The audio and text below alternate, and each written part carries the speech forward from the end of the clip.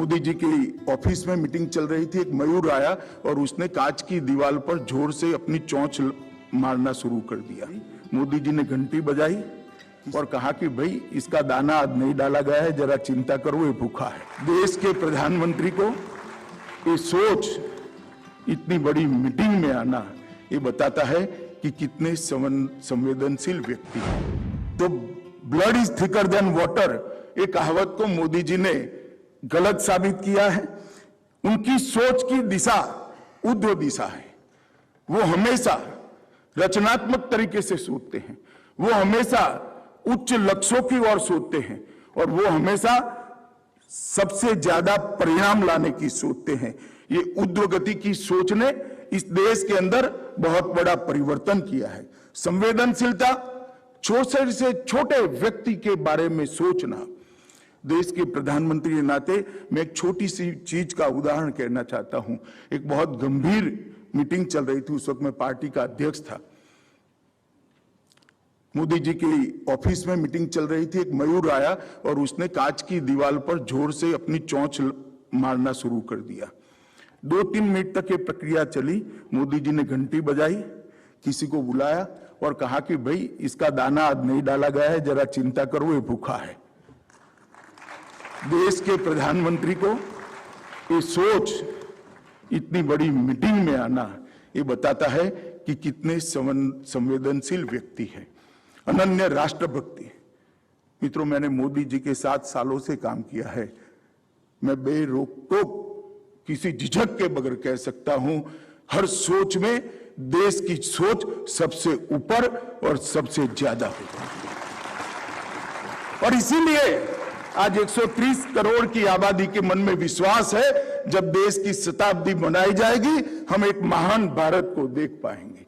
ये जो आत्मविश्वास 130 करोड़ में प्रत्यारोपित करने का काम नरेंद्र मोदी कर पाए हैं, क्योंकि उनके खुद के अंदर अनन्य राष्ट्रभक्ति से कूट कूट कर ईश्वर ने उनको बनाया है। मित्रों, और प्रामाणिकता, पारदर्शिता, इसके बारे में मोदी जी के विरोधी भी उन पर कोई आरोप नहीं कर सकते। नीतियों की निर्धारण के लिए कभी जल्दबाजी नहीं करते हैं, मगर उसके इम्प्लीमेंटेशन में, उसको लागू करने में इनकी जो दृढ़ता है, ये दृढ़ता अच्छों को आश्चर्यचकित करने वाली। मैं कई बार अचंभित रह सकता हूं, इतने विरोध के बावजूद भी कैसे कोई आदमी डट कर रह सकता है जब कोई 6 महीने के बाद वोट लेने के लिए जाना है। मैंने उनकी नीतियों के लिए एक शब्द प्रयोग किया है कि मोदी जी की सरकार लोगों को अच्छा लगे ऐसा फैसला नहीं लेती है। मोदी जी की सरकार लोगों को अच्छा लगे ऐसे फैसले नहीं लेती है। मोदी जी की सरकार लोगों के लिए अच्छे हो ऐसे फैसले लेती है। वोट के लिए राजनीति नहीं करना। व्यापकता बहुत है हर सोच के अंदर। आप व्यापक दृष्टिकोण का अनुभव करते हो। दलित, आदिवासी, गरीब और पिछड़ों के लिए अथाह प्रेम, अथाह संवेदनशीलता और उनके कल्याण के लिए सदैव समर्पित रहना, ये उनकी सोच की विशेषता है। आर्थिक सुधार और टेक्नोलॉजी को भारत के अनुरूप बनाकर भारत सरकार में लाने का काम सबसे पहले देश में अगर किसी व्यक्ति ने किया है तो नरेंद्र मोदी ने किया है। मैं फिर से एक बार कहना चाहता हूं, टेक्नोलॉजी और आर्थिक सुधारों को भारतीय वातावरण और भारतीय जरूरियातों के अनुरूप सांचे में ढालकर सरकार के अंदर प्रस्तापित करने का काम नरेंद्र मोदी जी ने दिया है। ये व्यापकता का अनुभव अगर किसी को करना है तो सुरक्षा के मामले में आज सोमवार को मोदी जी के विचार सुन सकते हैं, मंगलवार को ग्लोबल वार्मिंग पर भी सुन सकते हैं। महिला कल्याण पर बात करते हुए इतनी ही तन्मयता से बात करेंगे, पोषण अभियान के लिए बात करेंगे तो तुरंत स्टार्टअप पर ही इतनी विशदता के साथ वो बात करेंगे। गरीब कल्याण और नई शिक्षा नीति, आरोग्य और विदेश नीति। विदेश नीति के अंदर मैं जरूर कहना चाहता हूं, वैसे जयशंकर जी की उपस्थिति में कहना मुश्किल है क्योंकि मेरा नजरिया थोड़ा अलग प्रकार का होता है, परंतु भारत की विदेश नीति और भारत की रक्षा नीति के बीच में बड़ी घालमेल चल रही थी। कभी भारत की रक्षा नीति विदेश नीति की परछाई से बाहर नहीं आ सकती थी।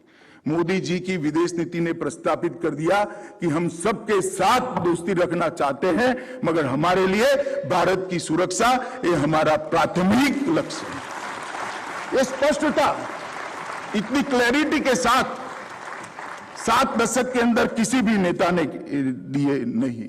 मित्रों, खुद के लिए काम करने वाले नेता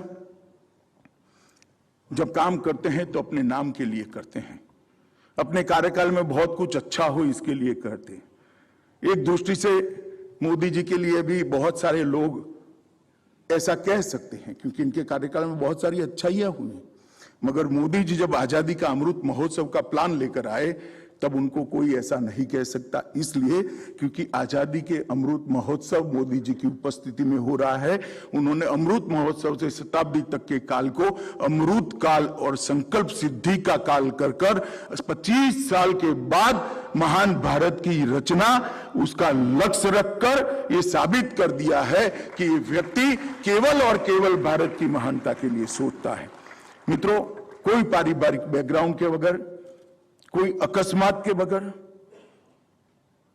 कोई राजनीतिक उठापटक के बगैर एक व्यक्ति जनता का मैंडेट लेकर प्रधानमंत्री बनता है।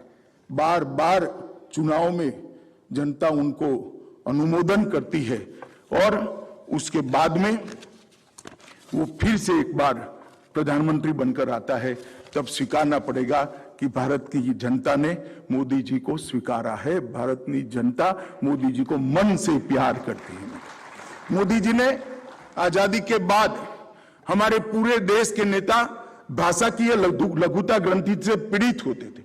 उनको लगता था कि हिंदी में बोलने से मेरे लिए क्या सोचेंगे, और विशेषकर ऐसे ऑडियंस के अंदर मोदी जी ने धड़ल्ले से दुनिया भर में हिंदी का प्रयोग कर ये बता दिया कि भाषा किसी व्यक्ति के गुणों का परिचायक नहीं हो सकती, भाषा अभिव्यक्ति है।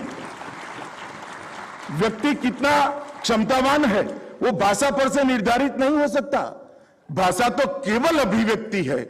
और उन्होंने नई एजुकेशन पॉलिसी के अंदर भारतीय भाषाओं को एक नया आयुष्य देने का और बढ़ावा देने का काम किया है। इसके लिए मैं उनको लाख लाख साधुवाद देना चाहता हूं। उन्होंने जनता का भरोसा जीता है। कोरोना काल था, सब लोग लॉकडाउन में अंदर थे, मैं गृह मंत्रालय जा रहा था, बाहर एक माई खड़ी थी तो मैंने गाड़ी रोक दी रकाबगंज गुरुद्वारा के सामने और पूछा, माई कोरोना का डर नहीं लगता, क्यों निकले हैं आप? उन्होंने कहा, कुछ काम से बाहर आई हूं, मगर मोदी है ना, कुछ नहीं होने वाला है। और मित्रों, शास्त्री जी के बाद मैंने पहली बार देखा कि कोई व्यक्ति कोई भी सरकारी आदेश के बगैर ये कह दे कि हम 24 घंटा बाहर नहीं निकलेंगे, हम आज दिया जलाएंगे, हम आज घंटी बजाएंगे, हम हमारे कोरोना वॉरियर का स्वागत करेंगे और पूरा देश एक नेता के कहने पर अपने आप को घर में बंद कर ले, ऐसी स्वीकृति शायद ही किसी नेता के भाग्य में है।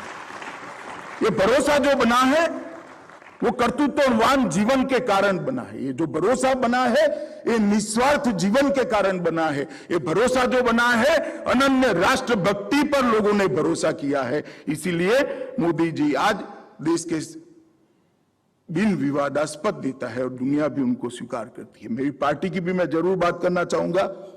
पार्टी के अंदर कई प्रकार के नेता होते हैं, हर पार्टी में होते हैं, मगर संगठन और सरकार दोनों में यशस्वी तरीके से काम करने वाले एकमात्र नेता श्री नरेंद्र मोदी हैं, जिन्होंने संगठन को भी ऊंचाइयों तक ले गए। जब महासचिव थे तब संगठन पर्व, हमारे पार्टी के चुनावों को संगठन पर्व नाम दिया, सदस्यता अभियान चलाया, सदस्यता पहली बार डॉक्यूमेंटेशन गुजरात में करने का काम किया, उसको बूथ वाइज करने का काम किया और एक अभेद शक्ति, अजय शक्ति संगठन की उन्होंने बनाने का काम किया। उनके नेतृत्व में पार्टी दुनिया की सबसे बड़ी पार्टी बनी, सबसे ज्यादा राज्यों में काम करने वाली पार्टी बनी और कई प्रकार के मिथक जो भारतीय जनता पार्टी के लिए चलाते थे कि हिंदी भाषियों की पार्टी है, हम गुजरात से लेकर नॉर्थ ईस्ट तक, आसाम से लेकर मणिपुर तक कई राज्यों में जब सरकार बनाए ये मिथक टूट गया।